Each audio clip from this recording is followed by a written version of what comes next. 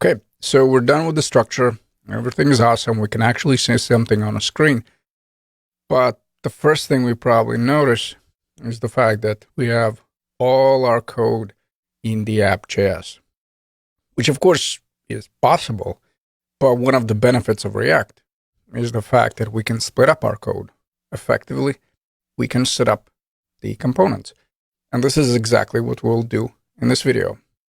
So I want you to create a components folder with the following files: navbar, hero, about, services, tours, as well as the footer.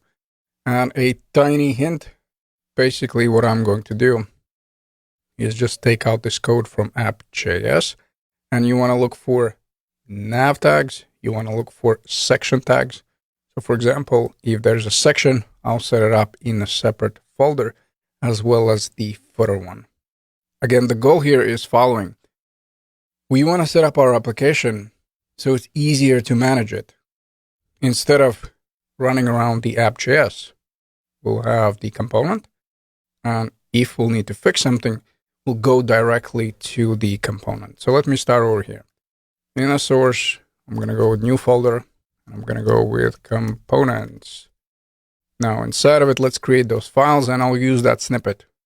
Remember the snippets extension that I showed? We're going to go with RAFCE.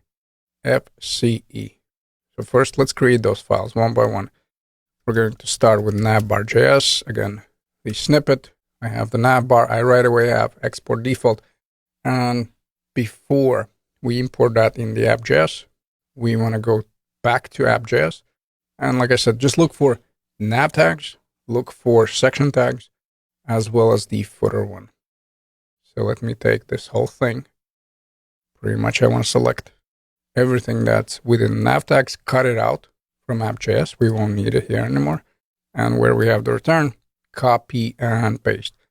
Now we'll still have issues with images and all that. That's something we'll work on later. For now, we just want to split up the code. And I'm going to do the imports at the very end because I want to show you how the auto imports work. So let's go back to app.js. Up next, we have this section. Now I'm going to call this sucker a hero. So let's go with hero.js. Again, same deal. We just want to take the section, cut it out, and then set it up in this component as a return. And essentially, we want to repeat that for about, services, tours, as well as the footer. So let me go next with about.js, create the component, back in app.js. This is our about, or you know what? Sorry. Let me look where the section ends. Okay. So let me select this entire thing, cut it out, copy and paste, and we are good to go. Next, we have services.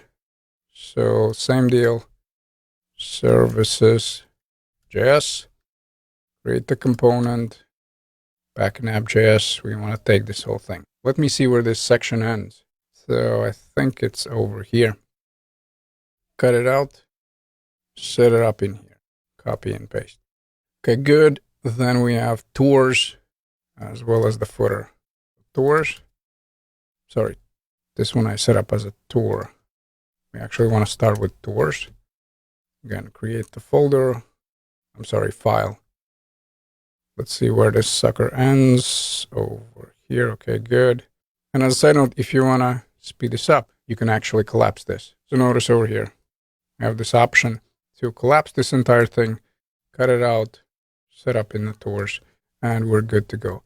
And lastly, we just want to do that with the footer as well. Again, we'll collapse this. Oh, my apologies, didn't want to move that. Cut it out. We want to go to new file, footer.js. Let's create the component and let's set up the return. Okay, good. So now, like I said, we want to go back to app.js and we want to set up those components. Now we can import them one by one, or we can use the auto import option. So I'm going to open up the component tag and notice how once I start typing, I get this option for navbar. Yep, that's the one that I want. So we close it here and then, yes, basically we repeat the same thing for all of them. So this is the auto imports at its best. Again, sometimes it doesn't work, but in general, that's the idea. After that, we have services. Services here. We just need to grab the correct component. Then we have tours. And then after that, we have the footer.js. Now, I right away want to mention that this is my preferred method of setting up the application. Of course, if you want to move certain code to a different component, or let's say set up one or two components, that's totally up to you. I'm just showing you what is usually my approach.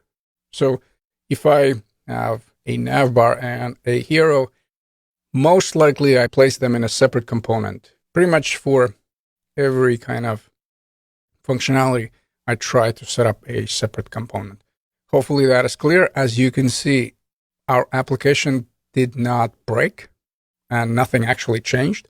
We just moved the code into a separate component. So it's easier to manage our code. And now one by one, we'll start working on those components. And again, the goal is essentially turn our HTML application into a React application. And in the process, of course, we'll use all of the React goodies that the library provides.